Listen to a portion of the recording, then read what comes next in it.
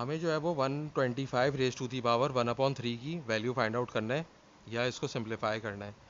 तो जब हमारे पास कोई नंबर है जो कि इंटीजर है या होल नंबर है और उसकी पावर जो फ्रैक्शन है, तो हम सबसे पहले ये देखेंगे कि ये नंबर फैक्टराइज हो सकता है या नहीं हो सकता। तो 125 जो है वो हमारे पास फैक्टराइज हो सकता है।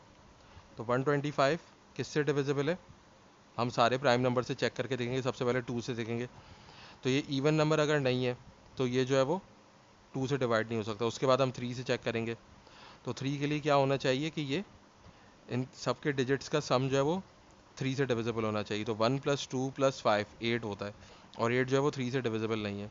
तो इसका मतलब ये कि 3 से भी ये डिविजिबल नहीं है। अब अगर लास्ट में हमारे पास 5 आ रहा है या 0 आ रहा है, तो ऐसा नंबर 5 से डिविजिबल होता है। तो हम इसको 5 से डिवाइड कर देंगे।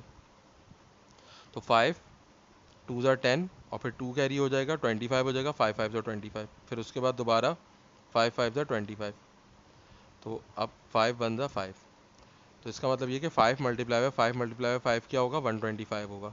तो हम इस 125 की जगह लिख देंगे 5 multiply by 5 multiply by 5 raise to the power 1/3। तो अब अगर 5 3 दफ़ा मल्टीप्लाई हो रहा है, तो हम इसको लिख सकते हैं 5 raise to the power 3 raise to the power 1/3, यानी कि 5 की पावर 3 और इसके ऊपर पावर लगी है 1/3। अब देखें, हमारे पास एक रूल ऑफ इंडिसेस है कि a raise to the power m raise to the power n is equal to a raise to the power m multiply by n।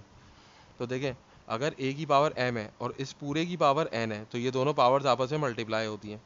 तो सेम यही चीज़ यहाँ पर भी अप्लाई होगी। तो ये क्या हो जाएगा, 5 की पावर 3 है और इस पूरे की पावर 1/3 है, तो ये 3 और 1/3 मल्टीप्लाई होगा। तो हम लिख देंगे 3 मल्टीप्लाई 1/3। तो अब ये 3 और 3 कैंसिल हो जाएगा, 3 1 ज़ा 3 3 1 ज़ा 3।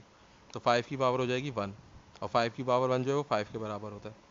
तो इसका मतलब क्या हुआ कि 125 रेज टू दी पावर 1/3 किसके इक्वल होता है, 5 के इक्वल होता है।